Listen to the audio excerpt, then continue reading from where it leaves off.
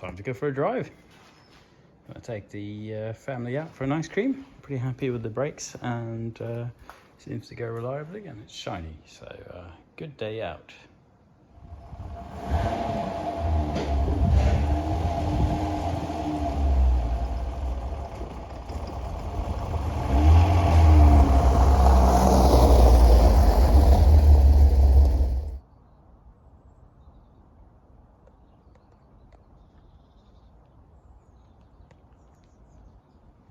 All right, here's the trail of doom and despair, but actually incredibly lucky at the same time. Just loaded the family up for the first family trip in the Alfa.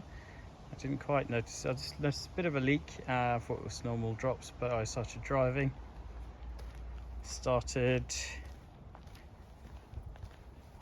to kind of suspect something else. I could hear a slight noise coming out, and of course, with a car with people, you're kind of talking and stuff, but my ears is something's not right. But of course, I've got a persistent marking of the centre of the road.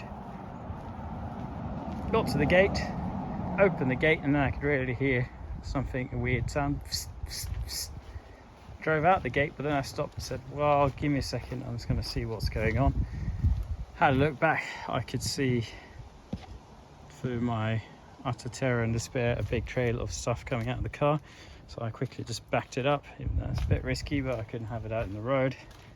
And yeah, I had a couple of suspects. First I thought it was the oil sending unit screw, which is that one down there. That was not the case. I did replace that, put some newer rings on that just in case that was the case, but then I started again, heard psst, psst. But what it was, it's one of the oil cooler lines. But one that happened to also be a bit afraid. I'd given up here, and we had a catastrophic oil failure with the oil cooler line. Luckily I've got one in spare.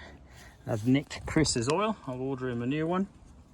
So I've just topped the car up, and I didn't drive with any load. There was a little bit of oil left in the engine, so I've not knackered the engine. Sounds good to me. Just topping that up with oil now, and clean up the driveway because we have struck oil pretty much. So it's going to wipe that up and dunk it into here, and then dispose of that correctly, and clean this up the best I can, and we'll try again. Besides that, at least I'm working on a very nice and shiny car. I've also got the first kind of marks on it from working on it, so I'll have to wipe that off. I'm not sure if the wife wants to go for a drive after this experience. She doesn't like things that break down, but maybe she'll go for it. But I'm got to conclude that I was extremely lucky, because if I had just not been with it, which most of the time I'm not, and continued driving down the road, marking the road all the way down to the bottom of the hill, and start hearing very funny sounds in the engine, and seeing I've got no oil compression, I would have had a very happy me and a very happy family, and a very unhappy car. So wow, that was lucky. Sometimes it happens at the right place. I say, if I had driven to National Alpha Day, which I kind of decided I didn't want to do in case something like this would happen, the engine would be toast, and that would be the end of it.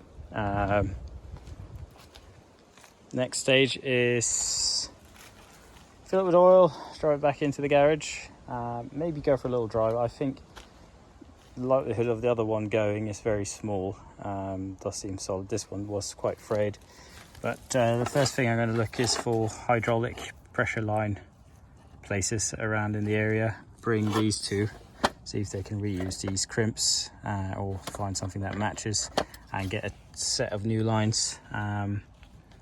So what I'll do, I'll order new lines, take all the carbs off again, and we'll fit to 2 brand new oil cooler lines and the carb rubbers, and at that point I think we'll have a really nice car. So oh well, till next time, have a good one.